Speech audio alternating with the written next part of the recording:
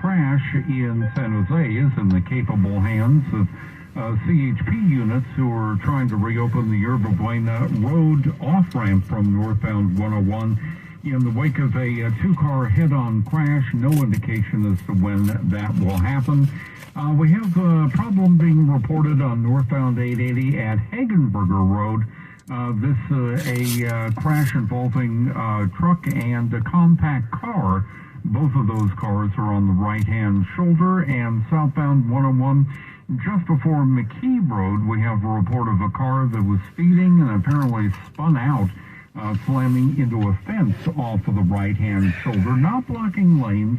But you'll see flashing lights on southbound 101 again just before McKee Road. Your next update at 12:28 in the traffic leader, KCBS. Partial clearing at the coast later today. It'll become sunny by the bay. It'll be sunny all day inland. Highs upper 60s to low 70s at the coast, mid 70s to low 80s along the bay, upper 80s inland. As for the rest of the week and on through next Saturday, you can expect clouds decreasing after some morning overcast near the coast. Plenty of sunshine in the afternoons. Highs generally near 70 at the coast, mid-70s to mid-80s bayside, mid to upper 80s inland. Right now in San Francisco, it's 57 degrees. Cotati, 55. Burlingame, 59. In Cupertino, it's 61 degrees. Concord, it is 63 degrees. Traffic and weather together on the 8th on all 106.9 and AM 740 KCBS. KCBS News Time is 12:20.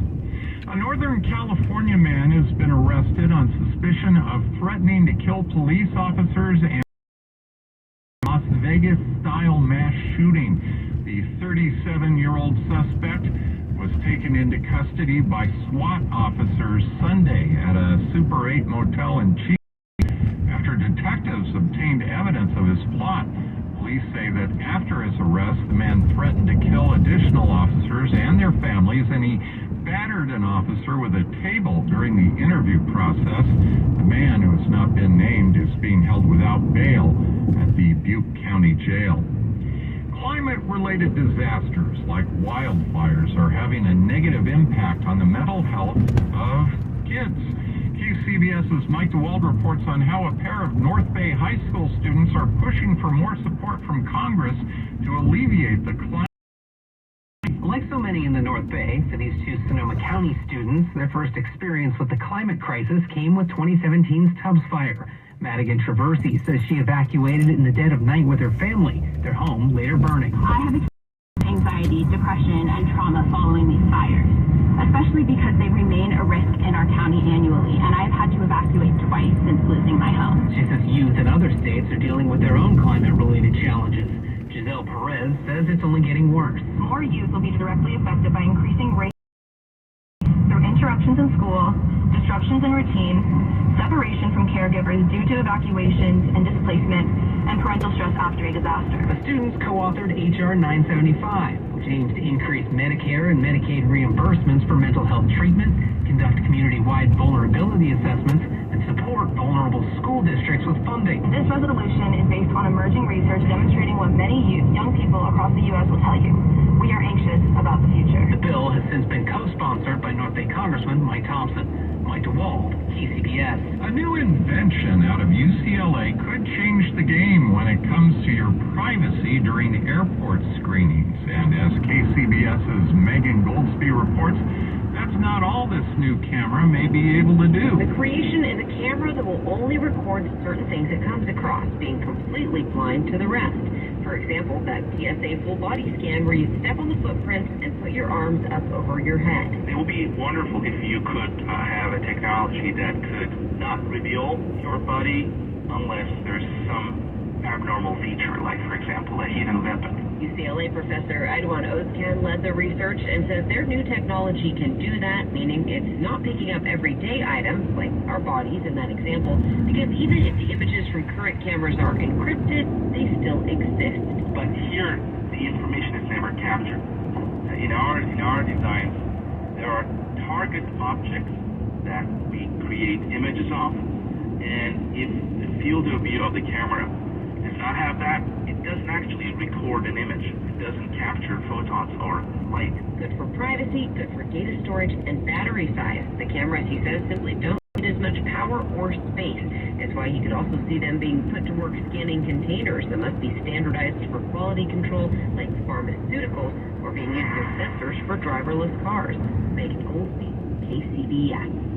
In other news, this early Monday morning, the highest court in the nation may finally be reviewing whether or not social media giants should be regulated. More from KCBS's Alice Works. The issue is whether Meta, TikTok, and other social media giants should continue to be protected by the First Amendment or be regulated because of the massive amounts of media and information they control. You're talking about really just a kind of an evolved communication infrastructure that I think has replaced what we have grown to know as the phone companies. Adam Ribery is founder and CEO of Agency Partner Interactive.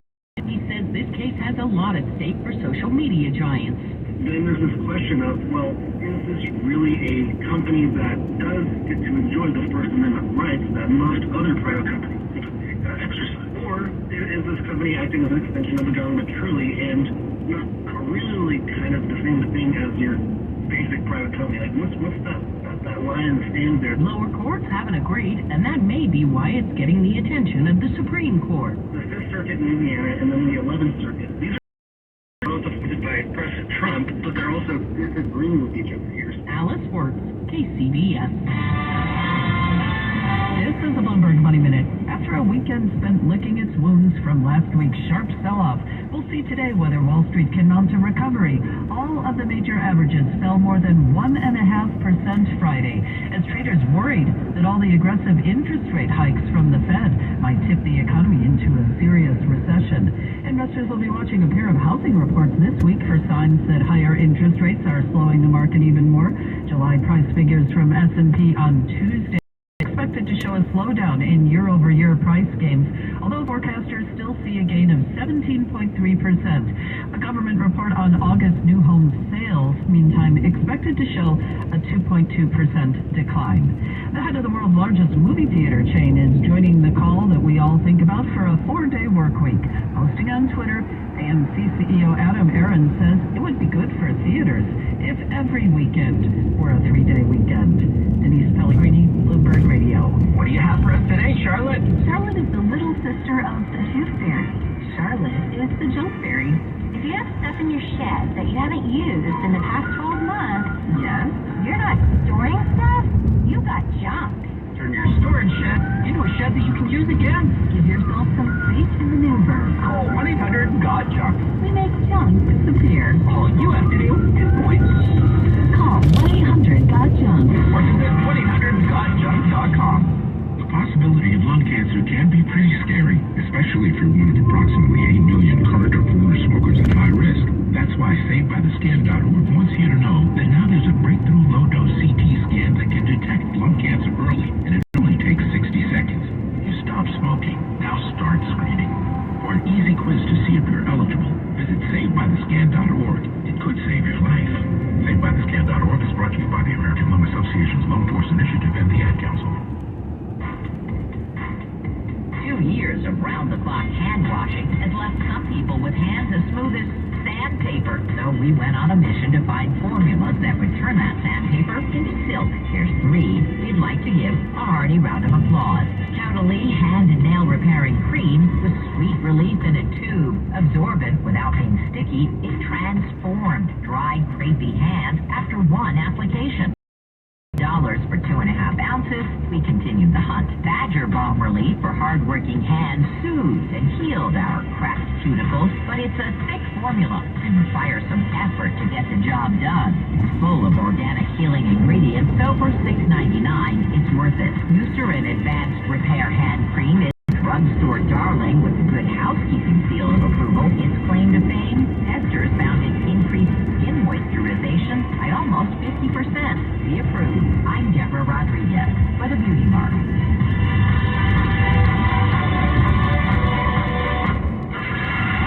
Frank Munich is back. He's got our latest.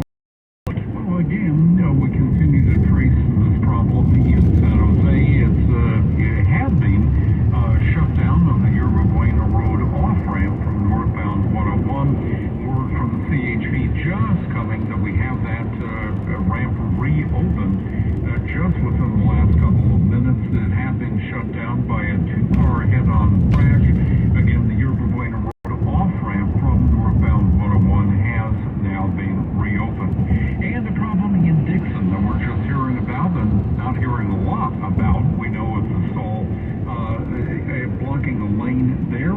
which lane it is at this point, but again, watch out for that. That's westbound 80 at Pittsville Road in Dixie.